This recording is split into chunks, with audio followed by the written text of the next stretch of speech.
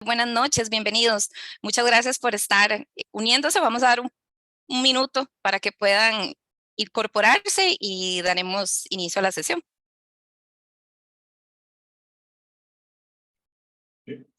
Tiene voy a ir por agua y vuelvo, ¿ya? Sí, señor, no hay ningún problema. Adelante.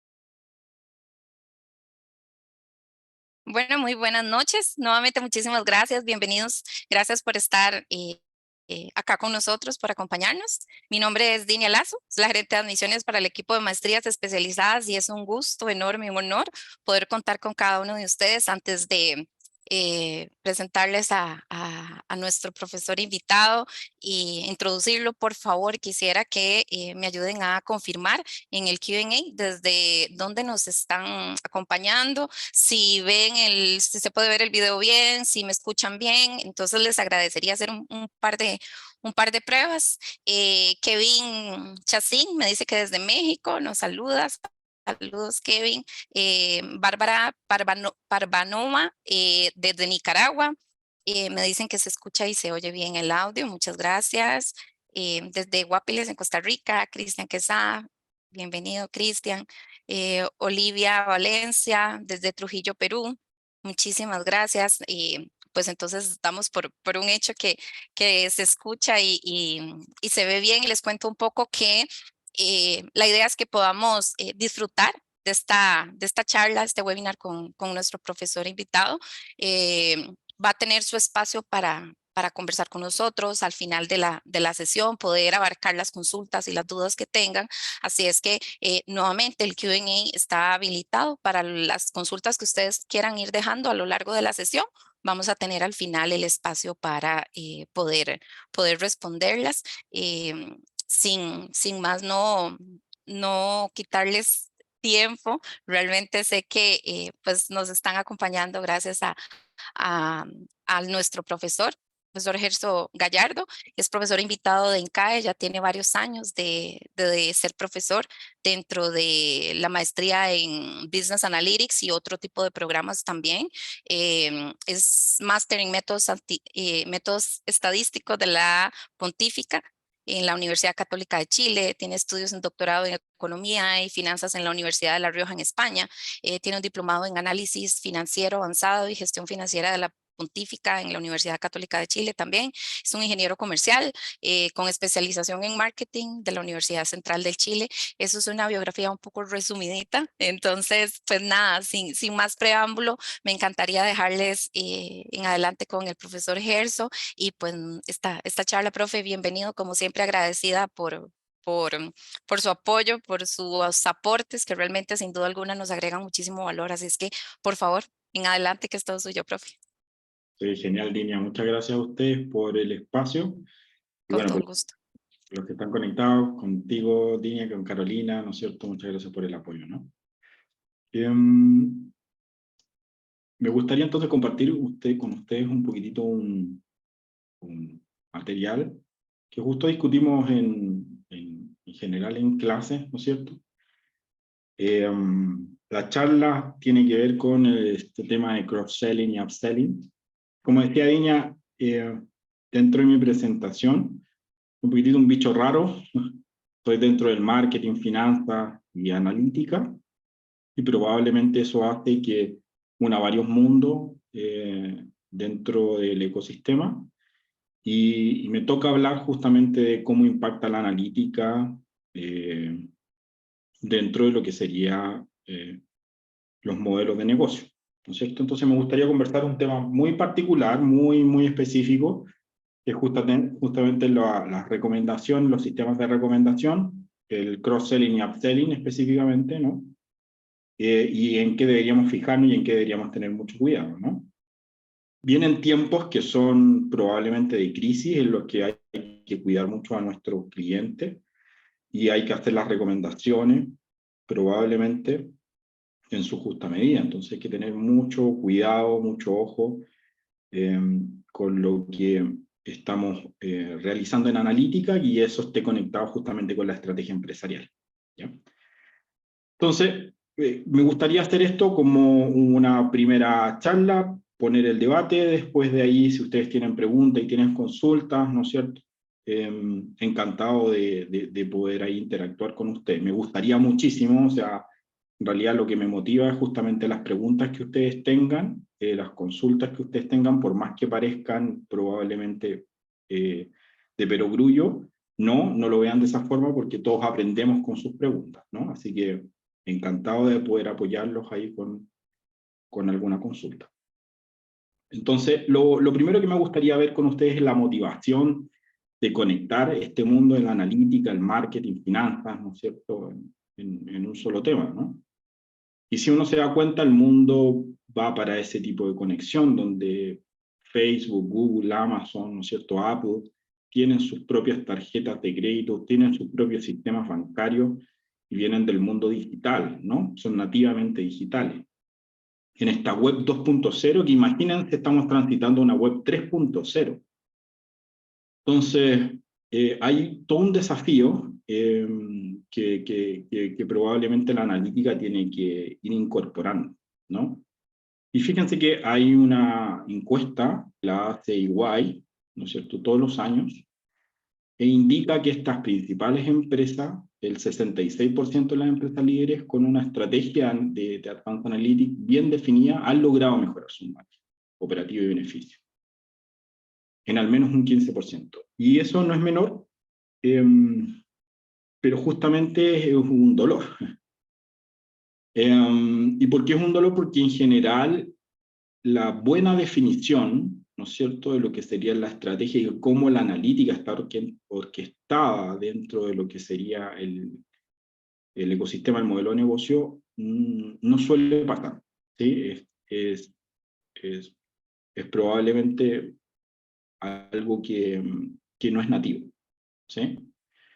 Fíjense que estas empresas líderes han utilizado analítica para desarrollar estrategias de negocio y actualizar la forma en que compiten en los mercados, ¿no? O sea, no es casualidad que Facebook, que Apple, ¿no es cierto?, que Amazon lancen la intermediación financiera, los créditos, ¿no es cierto?, tarjetas de crédito, porque ven que aparte de la información que ellos ya contemplan, o sea, eso ya es un hecho dado, la información que ellos contemplan la utilizan, aparte de eso la pueden monetizar, ¿no es cierto?, a través de lo que sería justamente la intermediación financiera, ¿no? Un muy buen negocio, siempre va a ser un buen negocio la intermediación financiera. Fíjense que estas empresas grandes cuentan con grupos de expertos en analítica, ¿no es cierto?, divididos por departamentos, líneas de negocios que operan en un marco de trabajo común. Ese es otro tema, porque fíjense que muchas de las organizaciones en donde a mí me ha tocado apoyar, ¿no es cierto?, yo tengo 3 empresas, a veces cuando uno contrata a gente que está experta en analítica, la aísla, ¿no es cierto? Y uno dice, esto es un problema de analítica, y si no te toca un problema de analítica, no hablo contigo, ¿no? Cuando todo debería estar orquestado, o sea, la analítica se fundamenta y tiene un impacto siempre y cuando esto esté orquestado dentro de la estrategia de negocio. Si eso no pasa, probablemente el impacto que vaya a tener, ¿no es cierto?, mucho de menor alcance, ¿sí? Entonces la idea justamente es que haya una orquestación. Se hablan de nuevos roles, como por ejemplo, no sé si ustedes lo han escuchado, pero el traductor. El traductor, lo habla McKinsey, lo habla Harvard, el traductor es una persona que está al medio de lo que serían las necesidades analíticas y las necesidades de negocio. Y justamente, como su nombre bien lo indica, traduce lo que serían las necesidades de negocio en algo específico en analítica. No necesita saber cómo poner un modelo en producción, ni saber Python, ni saber R, o saber algún lenguaje de programación, sino que más bien necesita saber cómo esto lo podría implementar, ¿ya? El traductor. Y hay otros roles, como por ejemplo el CAO, el Chief Analytic Officer, ¿cierto? Este Chief Analytic Officer que está apoyando al cargo del CEO, ¿no es cierto? El CEO. Y claro, lo que hace es orquestar, el Chief Data Officer también, ¿no es cierto? Que hacen orquestar justamente este tipo de tránsito entre la analítica y el impacto de la analítica a través de la estrategia, ¿ya? Ahora, específicamente, en lo que sería, lo que nos convoca a esta charla, ¿no es cierto? Justamente el impacto del marketing y la analítica, ¿no es cierto? Y fíjense que el marketing, hoy en día el marketing tradicional, el que probablemente ustedes justamente muchas de sus carreras universitarias se encontraron con este tipo de temas, ¿no es cierto? Tradicionalmente se habla de un embudo de conversión, ¿ya? Marketing tradicional. Y se habla entonces de que una persona, imagínense, quisiera conocer de mascotas. Estaba justamente hablando de ella de las mascotas, ¿no? Yo tengo una mascota que es muy demandante, tengo un husky, y justamente cuando adopté mi mascota, ingresé a un mundo, y justamente hay un tema por descubrir ahí. ¿Quién es el que te ofrece la comida? ¿Cuál es el veterinario? Hay todo un tema de descubrimiento, ¿ya?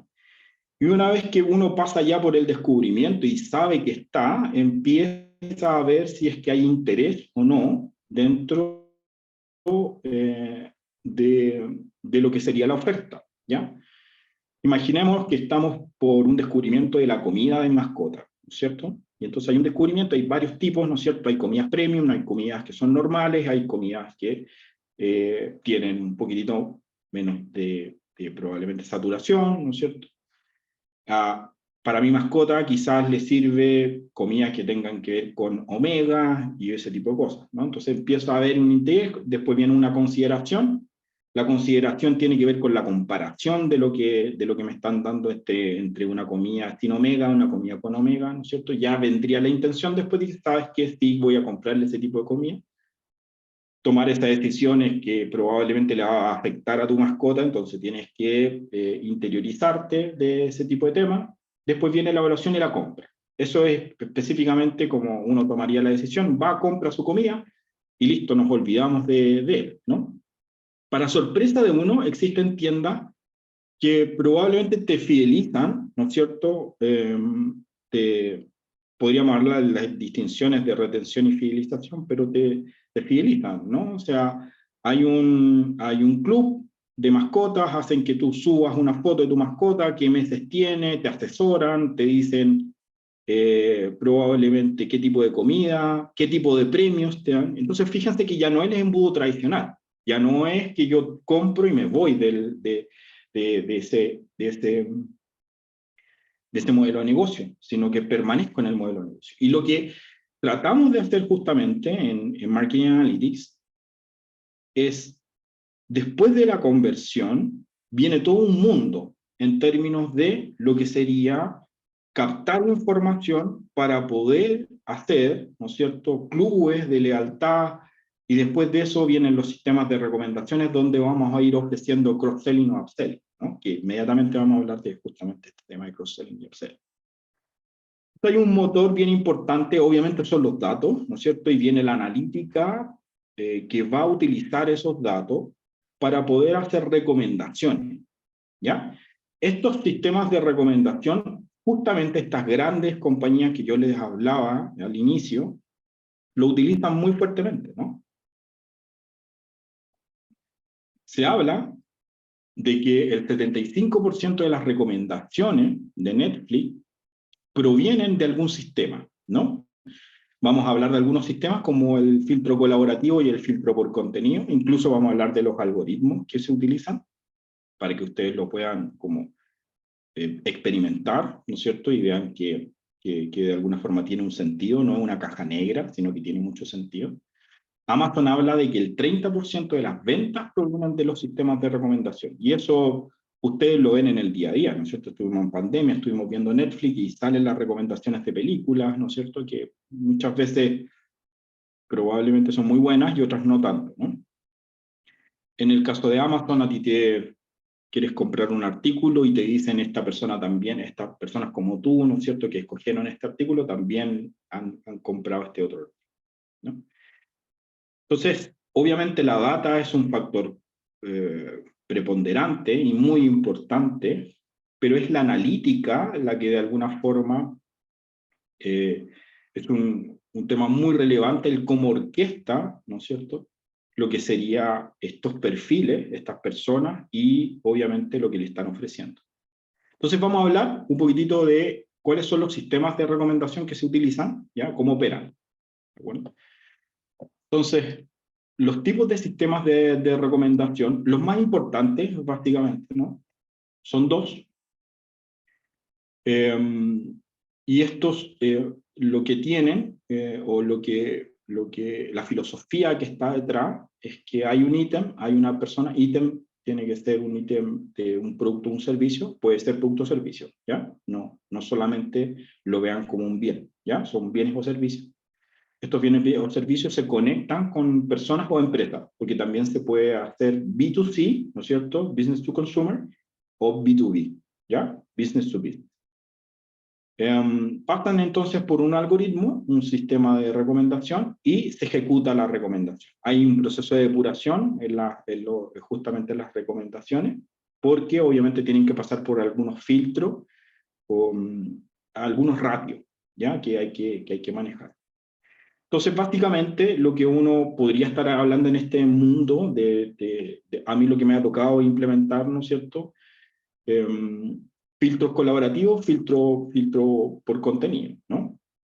He implementado otros tipos, como por ejemplo segmentación con distancias de coseno, ¿no es cierto? Pero es para poder ver semejanza entre tipos de perfiles, ¿no es cierto? Ahora, lo que es los filtros a priori, básicamente hay dos, filtro colaborativo y por contenido. Acuérdense, el filtro colaborativo es que voy a tomar la información de nuestros clientes, ¿no es cierto? Voy a tener una historia, una bitácora, y justamente ellos colaboran para poder ejecutar una recomendación. Por eso se habla de filtro colaborativo, ¿no? Porque tus propios clientes colaboran para poder ejecutar, ¿no es cierto?, la recomendación. Acuérdense esto de Amazon, que les indicaba que dado una persona que compra un determinado producto, ¿no es cierto?, y ellos te indican, mira, otras personas como tú han comprado este otro producto, eso viene de la colaboración, ¿cierto?, de la colaboración de la antigüedad de otros clientes.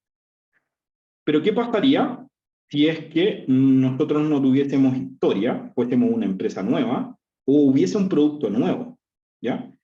Si es que eso sucediera, está el filtro por contenido, ¿no es cierto? Y yo siempre hablo de este filtro por contenido como el más natural es que si compras un zapato derecho te van a recomendar el izquierdo, ¿no es cierto? Es como, uy, no hay que ser muy experto para poder hacer eso, ¿no? Entonces el filtro por contenido es más bien un criterio experto que se le llama, ¿no es cierto? En este caso estoy poniendo ahí un ejemplo en el que le gusta la cerveza y le vamos a ofrecer pues abajo, ¿no es cierto? No necesito la colaboración, no necesito una historia, no necesito un trazo, sino que más bien es, por así decirlo, un filtro experto, ¿ya? Un marco que de alguna forma nosotros definimos.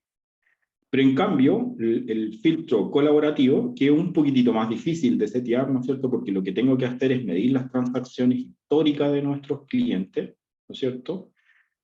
Entonces ahí, Sam, por ejemplo, Tyrion Lannister, no sé si ustedes han visto Game of Thrones, ¿no? Seguro que sí, seguro que algunos sí, ¿no es cierto? Entonces le aparecen ahí algunos personajes conocidos como Daenerys, ¿no es cierto? Jon Snow. Ya, entonces fíjense, a estos tipos les gusta por ejemplo a Sam, ¿no es cierto? O Tyrion Lannister le gusta la cerveza y también le gusta la dona, ¿cierto? Entonces, si a Jon Snow le gusta la cerveza, dadas las transacciones anteriores, ¿no es cierto?, de Sam y Tyrion, probablemente lo que se le va a recomendar es la dona, ¿ya? a Tegueris, ¿no es cierto? No le gusta la cerveza, entonces no le recomendaríamos la dona. Ya, ahora, esto tiene lo estoy poniendo muy, muy en un pre-roll, ¿no es cierto? Pero esto tiene obviamente un sustento en que en las transacciones, ¿cierto? Y mientras más transacciones tengamos, vamos a poder ejecutar de mejor forma lo que serían los sistemas de recomendación, ¿ya? Perdón, ojalá no se haya escuchado. Fíjense esta empresa. Estas empresas como LinkedIn, LinkedIn se vendió a Microsoft, ¿ya? Y LinkedIn se vendió, es una de las transacciones entre empresas eh, más millonarias que se hayan hecho. Pagó mucho dinero Microsoft por LinkedIn. Y pagó específicamente por un algoritmo que se llama People You May Know. Y que probablemente ustedes lo han vivido, ¿no es cierto? Profesionalmente ustedes seguramente se han endosado a LinkedIn, ¿no es cierto? Y en LinkedIn, en esta red profesional, te hacen referencia, ¿no es cierto? Entonces hay personas que han estudiado, han trabajado, han hecho algunos hitos muy similares a ti, te las recomiendan, ¿no es cierto?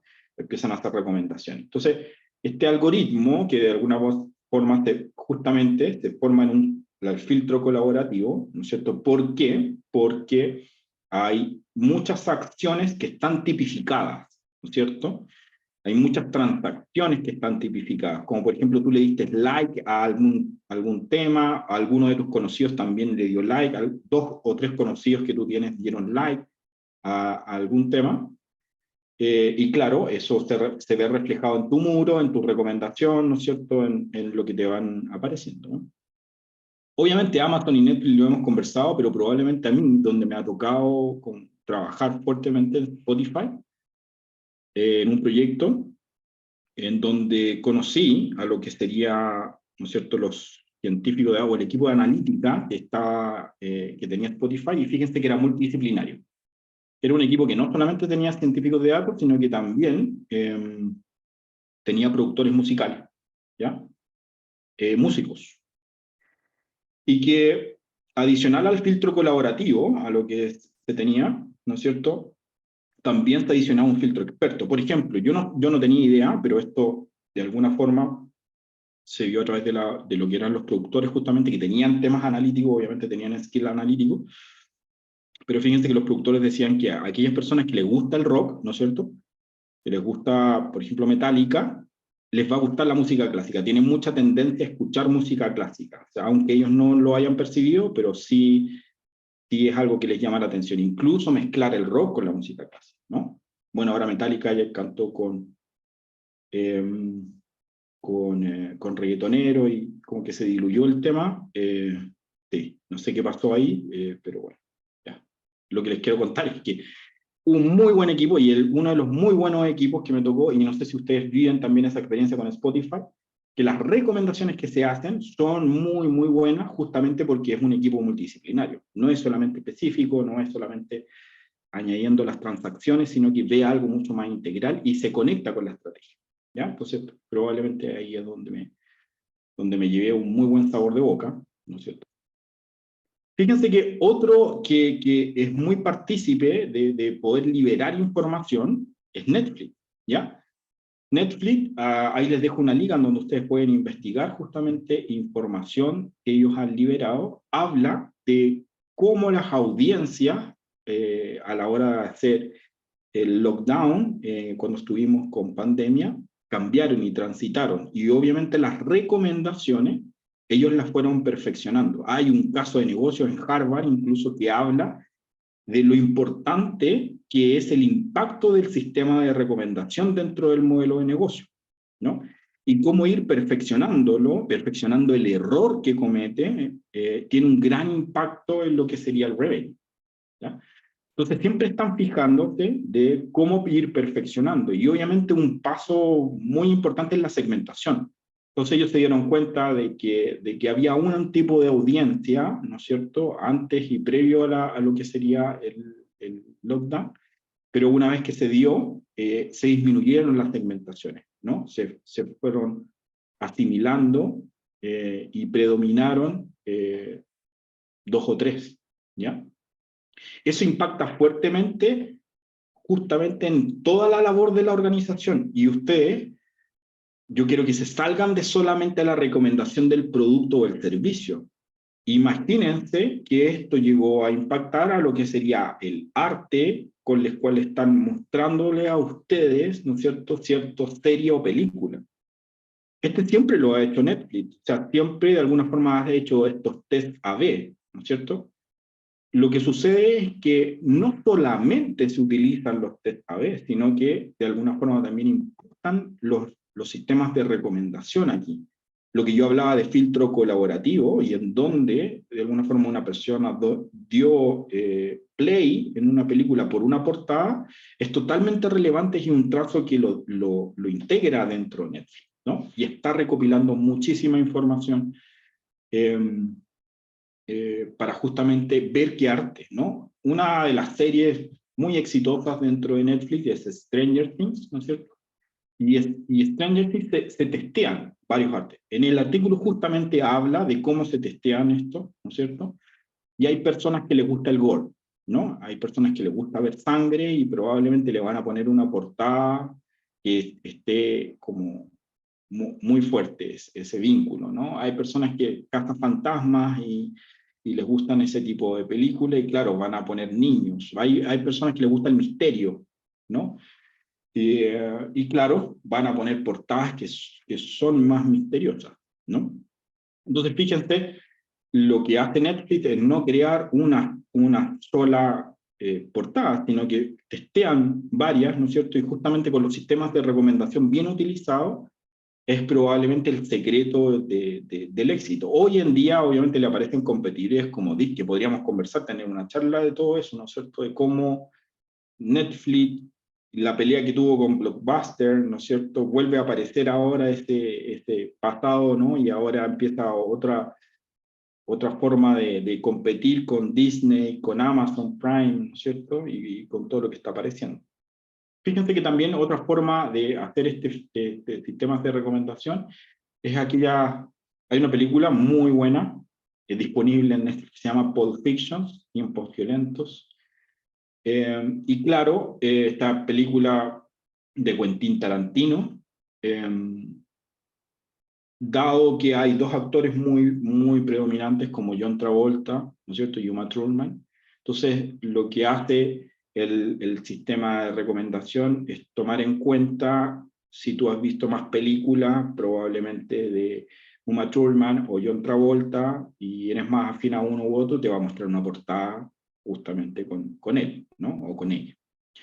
Entonces, fíjense que la interacción de lo que serían los sistemas de recomendación, este filtro colaborativo, filtro por contenido, no solamente llega hasta la recomendación del producto, sino imagínense ustedes, ¿no es cierto?, que llega a adaptarlo a la portada del producto o servicio, la etiqueta que tiene que tener este producto o servicio, ¿no es cierto?, a este nivel de detalle.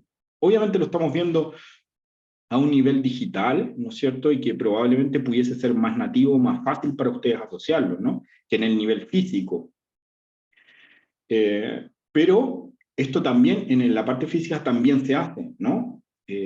Se adaptan portadas para ciertos mercados, ciertos supermercados, por ejemplo, ¿no es cierto?, o ciertos segmentos, ¿sí? Esto sí se hace.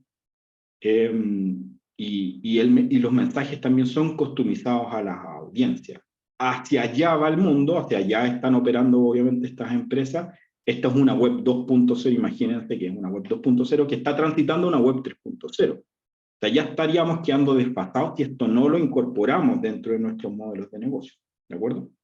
Ya, ahora me gustaría hablar entonces de los algoritmos, porque se ve como algo muy, como, ok, ¿cómo se hace esto? ¿No es cierto? Se ve como algo muy etéreo probablemente, ¿no? Y hay un aterrizaje que a mí me gustaría hacer, sobre los algoritmos que se utilizan, ¿ya? Probablemente los más famosos dentro de lo que serían los sistemas de recomendación. Y entender cómo operan estos sistemas de recomendación, ya puedes entender entonces cómo puedes orquestar, ¿de acuerdo?, la analítica justamente en tu ambiente laboral. Y de alguna forma este tránsito es el que me gustaría ahí conversar con ustedes.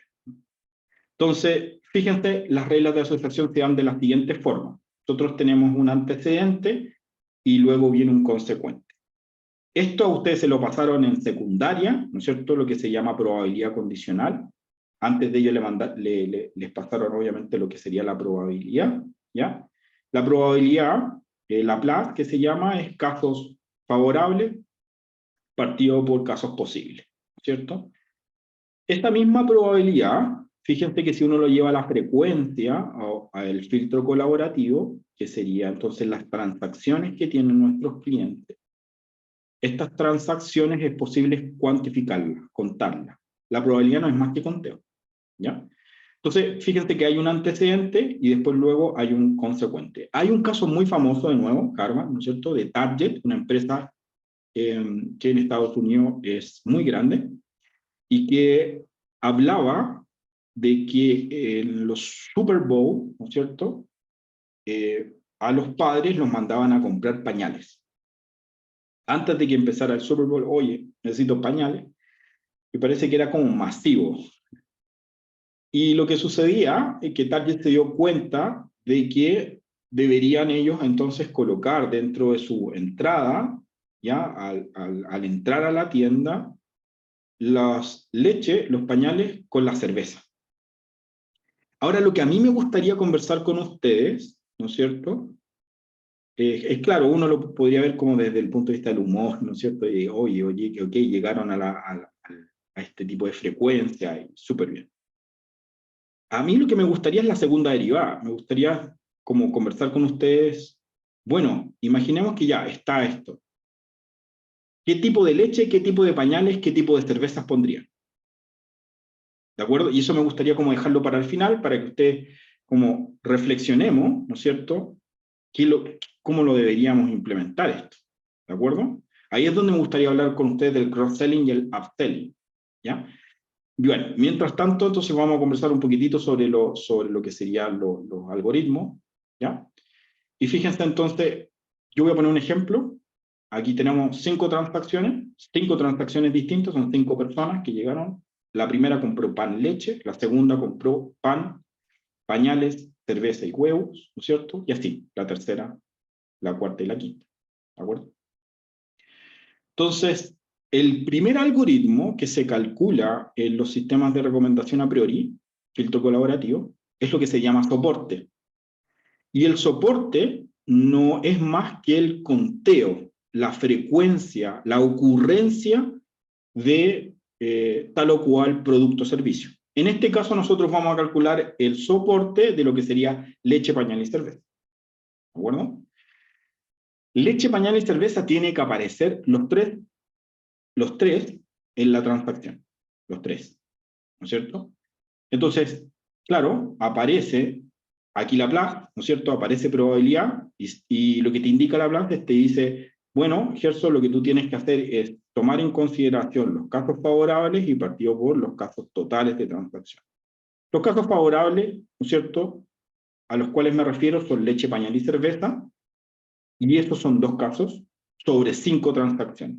Por lo tanto, estaríamos hablando de que el soporte, usted lo puede mirar como 2 casos de 5, que también es bueno verlo eso así, ¿no es cierto?, en números naturales, pero también lo pueden ver en términos de la probabilidad. Hay un 40% de soporte, ¿no es cierto?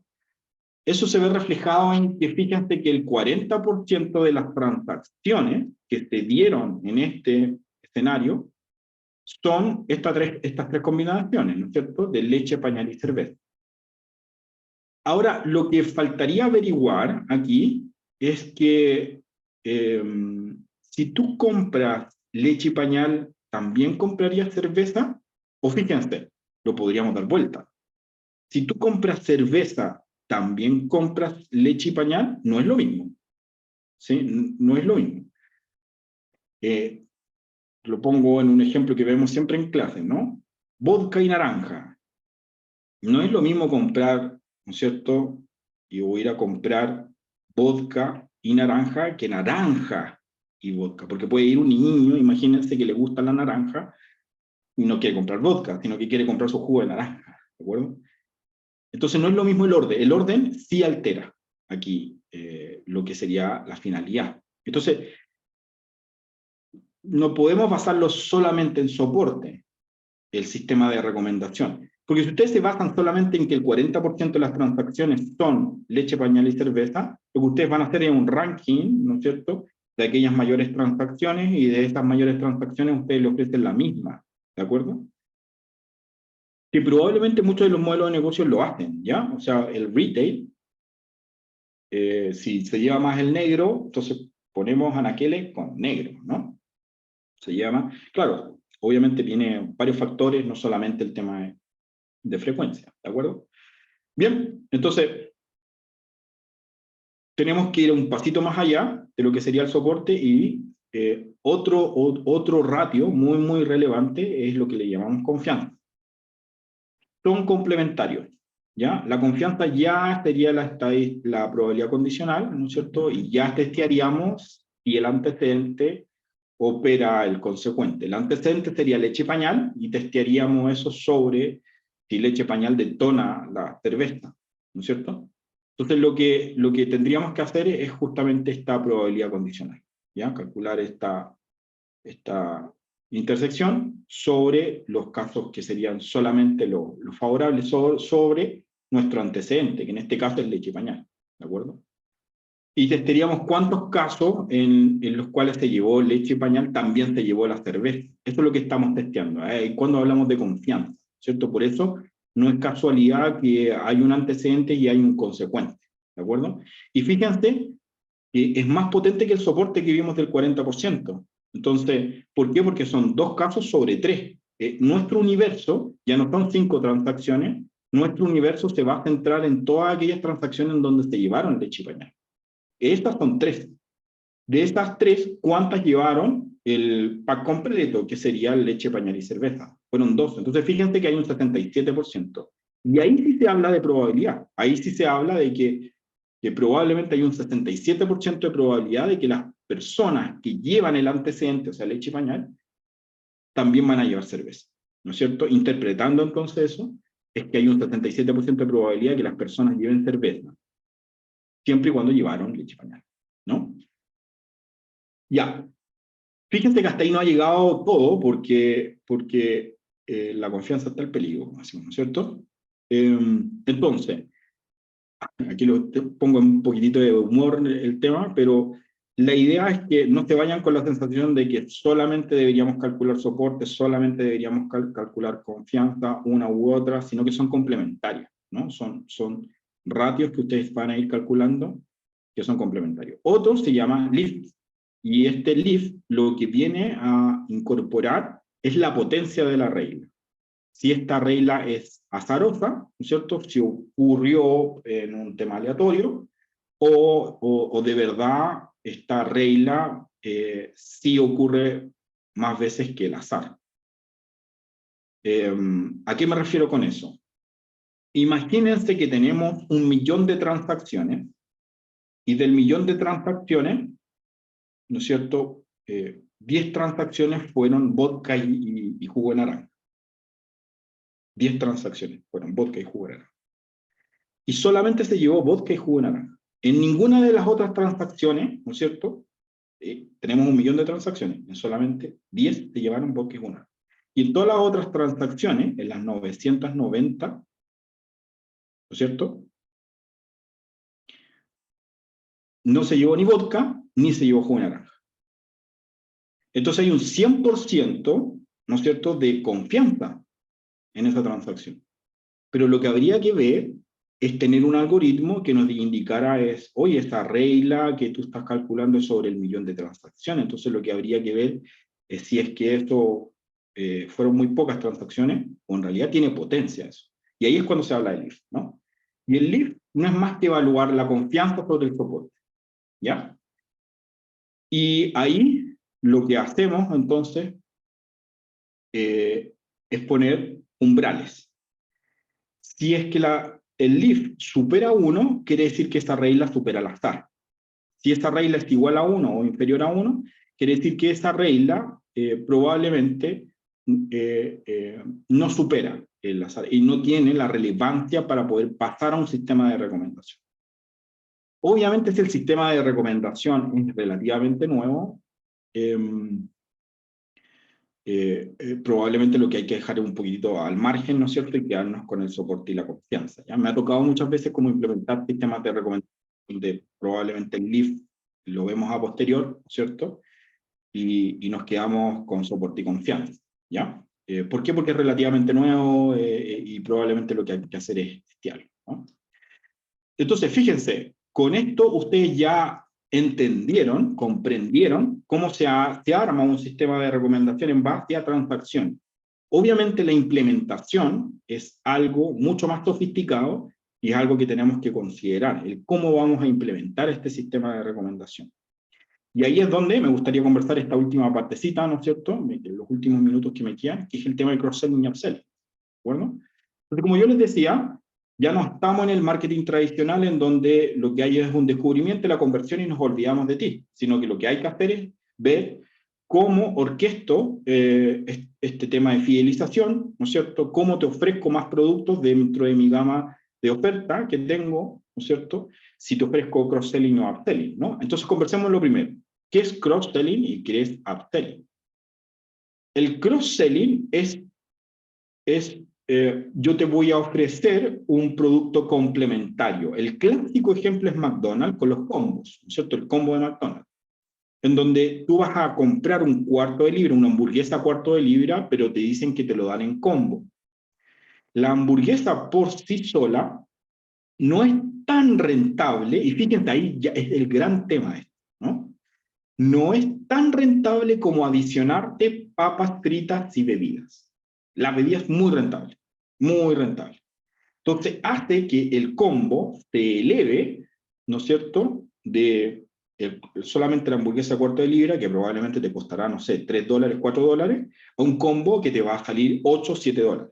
Esto lo hace mucho, por ejemplo, y también aquí hay un tema de comportamiento que hay que analizar, pero lo hace mucho los cines, ¿cierto? Y juegan con nuestros sentimientos, porque ¿qué es lo que ojalá que no está en nadie de los cines? Pero a ti te ofrecen, ¿no es cierto?, un paquete básico en el cine con papas fritas, o sea, con palomitas de maíz, nosotros llamamos cabrita, y una bebida pequeña, ¿no es cierto? Y eso cuesta probablemente $3, $4. El combo mediano, el que te ofrecen al siguiente, ¿no es cierto? Fíjense que ahí voy a hablar del upselling. Lo que te ofrecen es que te agrandan, ¿no es cierto?, este paquete de cabritas o de palomitas, ¿cierto? Y te agrandan a mediano, y se va de los 4 a los $7. Y después está el combo más grande, es el mediano. El más grande, y el más grande, ¿no es cierto?, te lo ponen muy cercano al mediano. Muy cercano al mediano. Entonces te dicen, bueno, te lo agrando, ¿no es cierto?, y de los $7 te voy a cobrar $8. Claro, entonces el tránsito que hay entre el pequeño, ¿no es cierto?, que sería $3 hacia los $7, es importante, relevante, pero lo que te hacen es reflexionar, ¿no es cierto?, sobre, oye, me conviene si el grande es el mediano, entonces tomo la decisión por el grande, ¿no es cierto? Porque en realidad, o sea, fíjate la diferencia que hay entre. Te llevan a que la decisión sea sobre el mediano o el grande, ¿de acuerdo? Descartando el como más pequeño. Eso se llama upselling. Entonces, fíjense que el upselling, aun cuando pareciera ser más rentable el cross-selling, muchas de las investigaciones que se han dado es que el upselling es probablemente mucho más rentable cuando se hace bien. ¿Ya? Cuando se hace con este ejemplo que yo les decía del cine, ¿no? En el caso de las hamburguesas, para seguir con el mismo ejemplo, el upselling sería que yo te agrando esta hamburguesa, ese cuarto de libra le ponemos 2 carnes, ¿cierto? Cuarto de libra agrandado, ¿no? O te agrandan la bebida, te agrandan la papa frita, ¿no? O pasas de un celular básico, ¿no es cierto?, a un smartphone, ¿no? El cross-selling sería, en el caso justamente de la telefonía, que tú compras el celular y yo te ofrezco el case, ¿no es cierto?, o los audífonos, ¿cierto? Ya, fíjense que, como yo les decía, hay mucha investigación al respecto. Una de las investigaciones que encontré de Harvard, ¿no?, indica esto, que la venta cruzada, el cross-selling, que se le llama, ¿no es cierto?, es rentable en conjunto. Pero fíjense que 1 de cada 5 clientes de cross-selling no es rentable. Y en conjunto este grupo representa el 70% de las pérdidas de una empresa. Entonces, aquí es donde hay que poner los matices. Y aquí es donde hay que retroceder un espacio. Porque lo que deberíamos estar midiendo es la rentabilidad por cliente, por ejemplo. Cosa que nosotros en el curso obviamente enseñamos, ¿no es cierto?, a justamente ver este tema a través de la rentabilidad asociada a los clientes. Fíjense ustedes si es que a sus clientes no rentables le ofrecen un cross-selling no rentable, están hundiendo esa rentabilidad. ¿A qué me refiero? Imaginemos que nosotros me están comprando un cierto producto que es de entrada para mí, ¿cierto? Y yo le ofrezco otro producto que también es de entrada para mí, ¿no es cierto? De entrada quiere decir que yo estoy haciendo una inversión para poder adquirir este cliente. Entonces, básicamente uno tiene un pool de productos o servicios de entrada, ¿no es cierto? Entonces, lo que uno hace es ofrecerle a este cliente otro, oye, también te conviene esto, ¿no es cierto? O clientes como tú también han llevado esto. Si yo le estoy ofreciendo entonces un producto no rentable, un cliente no rentable, eso hunde, obviamente, la pérdida de la organización. Y lo que hace esta mala ejecución, y aquí es cuando la analítica es solamente la inteligencia artificial, ¿no es cierto?, es machine learning, y no pasa por la toma de decisión. Aquí viene lo importante, que es orquestar la toma de decisiones con la analítica. Eso es súper fundamental. Es algo que no anda solo, es algo que de alguna forma, hoy en día los seres humanos somos mucho más hábiles orquestando estrategias. Probablemente ustedes están al tanto de que salió un chat, ¿no es cierto?, de GPT-3, y que si tú le pones, oye, ¿hay vida después de la muerte?, las respuestas, perdón, son súper coherentes, ¿cierto? Uno se impresiona, incluso yo lo utilicé, le hice un montón de preguntas y sí, súper coherente, ¿no? Y justamente en este tema yo le puse una pregunta: ¿qué te conviene, cross-selling o upselling? Debería poner aquí la imagen, ¿no? Creo que la tengo guardada. Y la inteligencia artificial de Google, GPT-3, ¿no es cierto?, me contesta, depende, ¿no? Depende de si le quieres ofrecer, pero va por el lado del comportamiento del consumidor, ¿no es cierto? Depende si el cliente tiene una necesidad por un producto adicional, o si el cliente tiene una necesidad por un producto aumentado. Muy buena la respuesta, ¿sí?, en términos teóricos, pero en términos prácticos, en términos del modelo de negocio, mal. No tiene que ver solamente con la necesidad de nuestros clientes, sino que también tiene que ver, y lo tienen que orquestar, con las necesidades de rentabilidad de la organización. Obviamente, si estamos hablando de sin fines de lucro, o una empresa sin fines de lucro, tiene que ver por el otro lado, por el impacto social, ¿de acuerdo? Y el impacto social, fíjense que también tiene que estar vinculado a lo que tú vas a hacer como recomendación. Si es bajo el impacto social del producto o servicio que tú estás ofreciendo, de nuevo, vas a hundir a esa ONG, ¿ya? Entonces, de nuevo, hay que mirar con atención, ¿no es cierto?, y orquestar la analítica de forma coordinada, orquestada, para que esto resulte en un alto impacto, ¿no es cierto? Cosa que siempre me gusta como debatir con ustedes, ¿no? Ya terminando este tema, para dejar un poquitito ronda de preguntas. Fíjense que entonces lo que deberíamos considerar, y cosa que hace Apple, ¿no es cierto?, es el tema de manejar muy bien el cross-selling y el upselling, ¿cierto? O sea, a mí, no sé ustedes, pero cuando se habla del iPhone 3, del iPhone 14, del iPhone 16, los saltos no son cuántos a esta oferta, ¿cierto? Son básicamente los mismos, pero ellos determinadas que sus consumidores quieren, ¿no? O es la seguridad, o en realidad adicionalmente la capacidad de la cámara o queremos ver la pantalla de mejor forma y hace muy bien que estamos viendo. Entonces, claro, probablemente lo que hay que regular es justamente por dónde nos.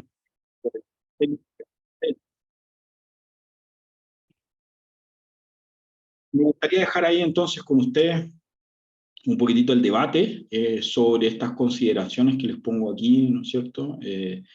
Y pasar ahí a rondas de preguntas si es que hubiera, ¿no es cierto? Si es que encantado de contestarlas. Si no, deje todo claro y eso, bueno, es como que sería impresionante. No, no creo que suceda, ¿no es cierto, Dinia? Siempre hay preguntas y siempre hay debates, siempre hay temas que justamente me gusta testear, ¿no? Entonces, ahí veamos si es que los puedo ayudar o colaborar. Dinia, no la escucho, no sé si está ahí.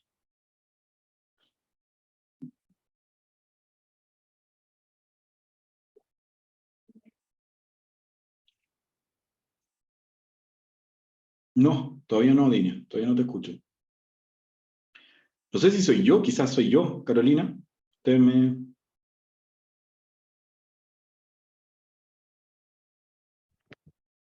Ay, qué pena, ya estoy por aquí, creo que Ahí, ahora sí. ahí sí te escucho. Un error técnico. Ya estoy de vuelta. Que les decía que tenemos en realidad el Q&A bastante, con bastantes consultas, Ah, perfecto. como es típico. Más bien, Ah, muchísimas gracias, profe, por dejarnos el espacio y que podamos, vamos a tratar dentro de la medida de lo posible abarcar la mayoría, si no igualmente, pues yo me dejo la tarea de en todo caso canalizarlas con usted pues les damos respuesta a nuestros encantado. asistentes. Sí, muchas gracias, yo lo sé que sí. Antes de robarles, de pasar a las preguntas, voy a dejarles una pequeñita encuesta en pantalla.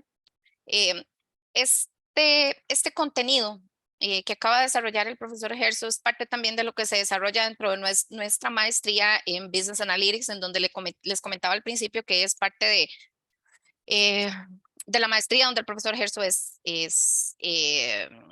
profesor. Así es que si ustedes quisieran que el equipo de admisiones pueda contactarlos directamente y podamos profundizar en ver más detalles del programa y demás, se los dejo totalmente pues abierto a la orden. Así es que nada más ahí con que nos respondan la pequeñita encuesta, ya con eso es más que suficiente. Se las dejo ahí en pantalla activa. Mientras vamos viendo un poco el tema de las preguntas. Hay bastantes, voy a tratar de elegir algunas. Carlos Noriega nos dice, buenas noches, muchas gracias por los conocimientos compartidos. Mi consulta es la siguiente: si mis productos se distribuyen a través de farmacias, ¿cómo podría aplicar cualquiera de los filtros mostrados? Sí, es una muy buena, interesante pregunta porque en realidad estamos hablando de un mayorista, ¿no es cierto? Entonces no tenemos la información de nuestros clientes. Lo que se hace es trabajar en conjunto el sell-in, sell-out, ¿no es cierto?, de generar el distribuidor para poder indicarle con analítica, ¿no es cierto?, las frecuencias, soportes y leads. No que nos pasen la información del cliente, sino que las transacciones. Y con esas transacciones basta y sobra para que nosotros podamos hacer los sistemas de recomendación. Me ha tocado, por ejemplo, varios casos, como por ejemplo Michelin. Michelin vende neumáticos, ¿no es cierto?, a través de distribuidores, no los vende directo, tú no puedes ir a comprar a Michelin, pero sí lo que hizo es una asociación, ¿no es cierto?, con los distribuidores para que ellos les pasen información y según este tipo de neumáticos se le ofrece este tipo de servicios en general. Así que sí se puede hacer, pero hay que hacer alianzas, ¿cierto? Ok, perfecto, gracias, profe. Gustavo Ochoa dice, ¿dónde se deja la variable económica de la persona? La variable económica. Ujú. Claro, lo que yo indicaba como rentabilidad de nuestros clientes, ¿no es cierto? Creo que a eso se refiere, si Sí, no, no me ujú. lo indica después. Ok. Lo primero que enseñamos justamente en Marketing Analytics es justamente a poder cuantificar lo que sería si ese cliente tiene un valor para el modelo de negocios o no tiene un valor. Si no tuviera un valor, la culpa no es del cliente, sino que la culpa es del modelo de negocio probablemente. Lo que hay que hacer es ajustar con distintos enfoques. Y justamente el tema de cross-selling y upselling te ayuda a reenfocar, ¿sí? Así que Lo primero que tenemos que hacer es una muy buena e interesante pregunta, porque lo que primero tenemos que hacer es justamente medir el valor del cliente. Ok, perfecto. Carlos Durán nos dice, entonces mi interfaz en Netflix es diferente a la de otros usuarios o incluso otras subcuentas de la cuenta principal. Sí, exacto. Así es. Por Ok. ejemplo, los que tenemos hijos, ¿no es cierto? Ujú. Eh, se van a dar cuenta que lo que le sale en la interfaz de su hijo, de su primo, son distintas y las carátulas Sí, también cambian. correcto. Sí, sí. Ok, perfecto. Nos decía Gustavo, nos dice Gustavo Choa, no debería realizarse también un perfilamiento del cliente, no solo de la Claro, compra, sino del tipo de otras variables describe el comportamiento de un sujeto. Eso debería tener el algoritmo. sí, totalmente. Se trabaja por capa en analítica, ¿no es cierto? Ajá, ok. Entonces, lo que tú haces, yo les pasé específica, por eso que quise al principio indicar que era muy específico, ¿no es cierto?, Sí, en el tema de cross-selling y upselling, pero justamente esto se trabaja por capas, ¿no? Entonces, estamos viendo la segmentación y en la segmentación uno ve el perfil del cliente para ujú, después adicionarle lo que sería la siguiente capa en modelos de sistemas de recomendación. Que pueden trabajar en multicapa, sí, totalmente. ok, perfecto. Pedro Huaque nos comentaba que cómo se puede aplicar el cross-selling o el upselling en el sector educativo, profe. Uy, súper buena.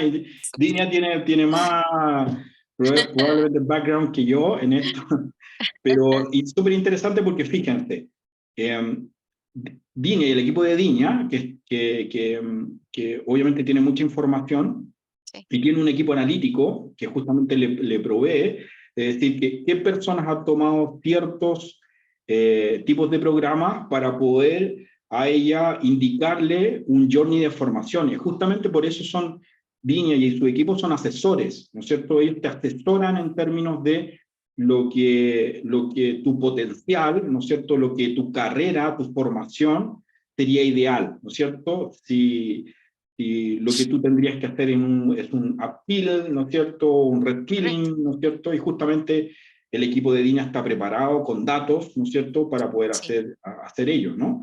El correcto. secreto del éxito, de hecho, yo creo de INCAE es justamente tomar la información por parte de ustedes y hacer un journey, ¿no? Sí, No, a ustedes no lo miran como una transacción educativa, sino que ustedes lo miran como una parte de la familia y que de alguna forma ustedes lo quieren hacer crecer. Porque correcto. si ustedes crecen, INCAE crece, ¿de acuerdo? Así es. Se ve como una visión conjunta. Entonces, esto es el cross-selling y el upselling, ¿no? Obviamente tiene está plasmado dentro de lo que el equipo de soporte está continuamente viendo y reflejándose, ¿no? Línea Correcto. puede hablar mucho más que yo, en realidad. Muchas gracias. Ya para finalizar, Sí. quisiera dejarle con la pregunta a David Carrillo. Nos dice, ¿qué herramientas, aplicaciones o software recomienda para realizar los análisis de las transacciones? ¿Qué nos Ya, súper recomendaría? interesante Ujú, pregunta. Miren, chicos, yo voy a ser sincero con ustedes. Lo que yo utilizo dentro de mi equipo analítico es Python, ¿no es cierto? Lenguaje de programación en general. Para poder pasar a producción, probablemente necesito cierto tipo de infraestructura. Está bien Azure, Amazon, Google, ¿no es cierto? Los tres grandes, los demás para mí no existen en realidad. Que me perdone IBM, que me perdonen los demás, pero en realidad los tres grandes.